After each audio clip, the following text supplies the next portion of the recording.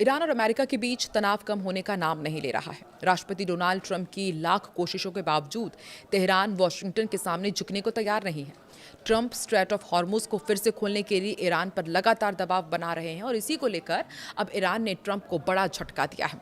Iran की तरफ से ये कहा जा रहा है कि साल 2029 यानी कि जब तक अमेरिकी राष्ट्रपति डोनाल्ड ट्रंप का कार्यकाल समाप्त नहीं होता तब तक वो हॉर्मुज नहीं खोलेंगे। तो क्या अब ये ईरान की सीधी चुनौती अमेरिका के लिए एक धमकी साबित होगी और इसको लेकर के अमेरिका किस तरह से रिटेलिएट करेगा, समझते हैं इस वीडियो में। नमस्कार, मैं हूं आकांक्षा और आप देख रहे हैं न्यूज़ 18 का डिजिटल प्लेटफॉर्म। देखिए, ईरान ने सोमवार को ट्रंप प्रशासन के साथ किसी भी भविष्य की बातचीत से इनकार कर दिया है। ईरान ने दरअसल साफ कहा है कि वो 20 जनवरी 2029 को अमेरिकी राष्ट्रपति का कार्यकाल समाप्त होने तक इंतजार करेगा। ईरान की इस बात से अमेरिका के सामने एक बड़ी मुसीबत खड़ी हो गई है। ईरान का कहना है कि वो साल 2029 तक इंतजार करने को तैयार है, लेकिन ट्रंप के सामने किसी भी कीमत पर झुककर कोई भी समझौता नहीं करेगा। ईरानी मीडिया और संसद अध्यक्ष मोहम्मद बाकिर गालिबाफ के सलाहकार माजिद शेकरी की ओर से किए गए एक बयान के मुताबिक तेहरान अब ट्रंप का कार्यकाल खत्म होने तक अपनी मौजूदा रणनीति जारी रखेगा। ट्रंप का मौजूदा कार्यकाल 20 जनवरी साल 2029 को खत्म होगा। इसके साथ ही ईरान ने अपनी 3 पुरानी शर्तें भी दोहराई, जिससे ट्रंप प्रशासन की मुश्किलें बढ़ गई है। ईरानी संसद अध्यक्ष गालिबाफ के वरिष्ठ सलाहकार ने सोशल मीडिया पर एक पोस्ट किया, तेहरान का रुख साफ किया। उन्होंने कहा कि ट्रंप हमारे साथ किसी भी तरह के समझौते तक नहीं पहुंच पाएंगे, क्योंकि हम 20 जनवरी 2029 तक इंतजार करेंगे और हम उनका कार्यकाल खत्म होने तक इसी तरह बने रहेंगे। उन्होंने ये भी कहा कि ईरान का रास्ता ना तो सीधी जंग है और ना ही तत्काल समझौता, बल्कि ऐसी स्थिति बनाए रखना है जिसमें युद्ध भी ना हो और शांति भी पूरी तरह स्थापित ना हो। उन्होंने कहा कि इस माहौल में अमेरिका के साथ किसी भी तरह की बातचीत की सार्वजनिक रूप से पुष्टि करना सरासर बेवकूफ़ी होगी। उन्होंने कहा कि अभी हमारे लिए सबसे बेहतरीन और जीतने वाली रणनीति यही है कि हम इनकार करें, अनिश्चितता बनाए रखें और रणनीतिक धैर्य दिखाएं। ईरान ने अमेरिका के साथ बातचीत दोबारा शुरू करने के लिए अपनी कुछ प्रमुख शर्तें भी रखी हैं। इनमें करीब 300 अरब डॉलर के मुआवजे की मांग है, जब्त की गई संपत्तियों की रिहाई है और अमेरिकी सेनाओं की वापसी शामिल है। तेहरान का कहना है कि जब तक अमेरिका इन मांगों को स्वीकार नहीं करेगा तब तक बातचीत आगे बढ़ाना संभव ही नहीं है। ईरान ने युद्ध के दौरान हुए नुकसान और कथित समझौते के उल्लंघन के लिए भी मुआवजे की मांग की है। तेहरान ने हॉर्मुज को फिर से खोलने की अपनी मांगों की स्वीकृति से जोड़ा है। ईरान के विदेश मंत्री अब्बास अराक्ची ने भी एक दिन पहले कहा था कि फिलहाल अमेरिका और ईरान के बीच कोई सीधी बातचीत नहीं चल रही है। हालांकि दोनों देशों के बीच मध्यस्थों के जरिए संदेशों का आदान प्रदान जरूर हो रहा है। अराक्ची के मुताबिक कुछ देश दोनों पक्षों के बीच दोबारा बातचीत शुरू कराने के लिए माहौल तैयार करने की कोशिश कर रहे हैं, लेकिन ईरान का कहना है कि अमेरिका जब तक समझौते के उल्लंघन को रोकने और उसके नुकसान की भरपाई करने के लिए तैयार नहीं होता तब तक औपचारिक बातचीत शुरू नहीं होगी। बातचीत के साथ साथ ईरान ने दुनिया के सबसे महत्वपूर्ण समुद्री व्यापार मार्ग में शामिल हॉर्मुज को लेकर के भी अपना रुख सख्त रखा है। ईरान के रेवोल्यूशनरी गार्ड्स ने कहा है कि अमेरिका की ओर से उसकी सभी शर्तें स्वीकार किए जाने तक हॉर्मुज को नहीं खोला जाएगा। गार्ड्स के प्रवक्ता हैं हुसैन मोहेबी। उन्होंने कहा है कि फिलहाल ईरान की रणनीति स्ट्रेट ऑफ हॉर्मुज को तब तक बंद रखने की है जब तक अमेरिका उसकी सभी मांगों को एक्सेप्ट नहीं करता है। उन्होंने इसे अब सिर्फ एक समुद्री मार्ग नहीं बल्कि युद्ध का मैदान करार दिया है। हॉर्मुज सिर्फ एक समुद्री रास्ता नहीं है बल्कि पूरी दुनिया की ऊर्जा आपूर्ति की रीढ़ की हड्डी माना जाता है। दुनिया भर में इस्तेमाल होने वाले कुल कच्चे तेल का करीब 5वां हिस्सा इसी समुद्री मार्ग से होकर गुजरता है। सऊदी अरब, इराक, यूएई, कुवैत और कतर जैसे जो बड़े तेल और गैस उत्पादक देश हैं, वो इसी रास्ते के जरिए अपने टैंकर्स को एशिया, यूरोप और अमेरिका भेजते हैं। अमेरिका और ईरान के बीच महीनों से चल रही जंग अब एक नए मोड़ पर पहुंचती दिख रही है। अमेरिकी राष्ट्रपति डोनाल्ड ट्रंप ने 9 अगस्त को हाल ही में कहा था कि अमेरिका फिलहाल नई बड़ी सैन्य कार्रवाई की जगह ईरान पर बढ़ते आर्थिक दबाव को कम करने देगा। यानी मिसाइल और बमों के बाद अब तेल, जहाज, बैंकिंग नेटवर्क और प्रतिबंध अमेरिका के बड़े हथियार होंगे।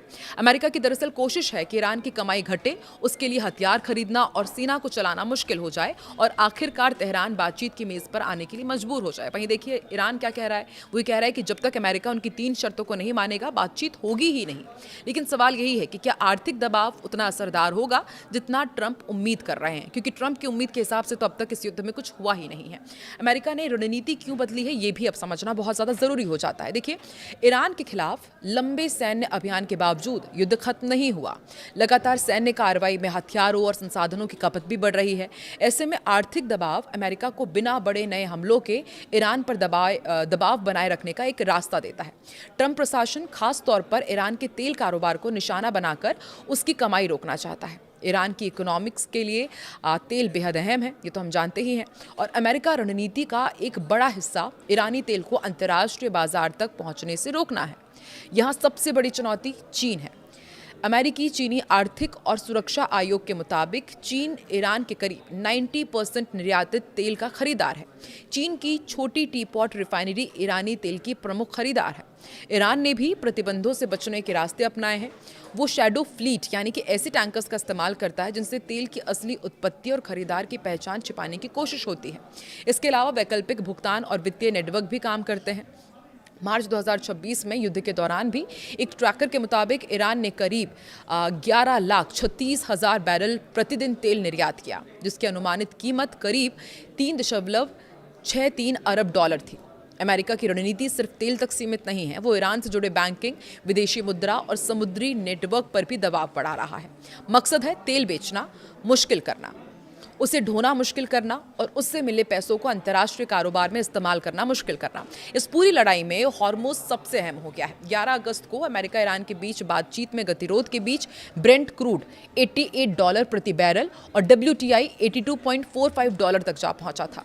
ट्रंप की ईरान से युद्ध के नुकसान की भरपाई की मांग ने हॉर्मुज़ खोलने पर बातचीत को और मुश्किल बना दिया है। तो अब क्या ईरान इस आर्थिक दबाव में झुकेगा? एक सवाल ये भी उठ रहा है। तो यही ट्रंप की रणनीति की सबसे बड़ी परीक्षा है। प्रतिबंध ईरान की कमाई घटा सकते हैं, लेकिन उनका असर तुरंत नहीं दिखता। ईरान के पास चीन जैसे बड़े खरीदार हैं और प्रतिबंधों से बचने के पुराने रास्ते भी हैं। इसलिए जब तक चीन ईरानी तेल खरीदता रहेगा, अमेरिका के लिए ईरान की तेल कमाई पूरी तरह से रोकना मुश्किल होता रहेगा। अब आर्थिक दबाव का फायदा अमेरिका को यह है कि इसमें अमेरिकी सैनिकों का सीधा जोखिम कम रहता है, लेकिन इसका नुकसान ये है कि हॉर्मुज़ संकट से वैश्विक तेल कीमतें बढ़ सकती हैं, जिसका असर अमेरिका के साथ उसके सहयोगी देशों और भारत जैसे बड़े तेल इंपोर्टर्स पर भी पड़ेगा। भारत के लिए क्यों अहम है, ये भी आपको समझाते हैं। देखिए, भारत अपनी ज़रूरत का बड़ा हिस्सा कच्चा तेल आयात करता है और हॉर्मुज़ में लंबे समय तक तनाव रहने से तेल और शिपिंग महंगी हो रही है। इससे भारत का आयात बिल, रुपए और महंगाई पर दबाव बढ़ सकता है। यानी ट्रंप का नया दाव सिर्फ ईरान को कमज़ोर करने की कोशिश नहीं है, इसका असर चीन, वैश्विक तेल बाजार और भारत की ऊर्जा सुरक्षा तक पहुँच सकता है। अमेरिका अभी ईरान को युद्ध के मैदान में नहीं, उसकी कमाई के रास्ते पर दबाव डालकर झुकाना चाहता है, लेकिन चीन की तेल खरीद और ईरान के वैकल्पिक नेटवर्क के कारण ये रणनीति कितनी सफल होगी, यह भी तय नहीं है। आपको क्या लगता है? एक तरफ ईरान आंखें दिखा रहा है, अमेरिका को साफ कर रहा है कि बातचीत नहीं होगी, जब तक ट्रंप का कार्यकाल चलेगा वो बातचीत नहीं करेंगी, इसी तरह से अनिश्चितता रहेगी। वहीं दूसरी तरफ अमेरिका ये कोशिश कर रहा है कि ईरान की अर्थव्यवस्था पर कहीं ना कहीं वो असर डाल सके, लेकिन चीन साथी बनकर खड़ा है ईरान के लिए। आपको क्या लगता है आने वाले दिनों में इस युद्ध का रुख किस तरफ पहुंचने वाला है? कमेंट सेक्शन में जरूर बताएं।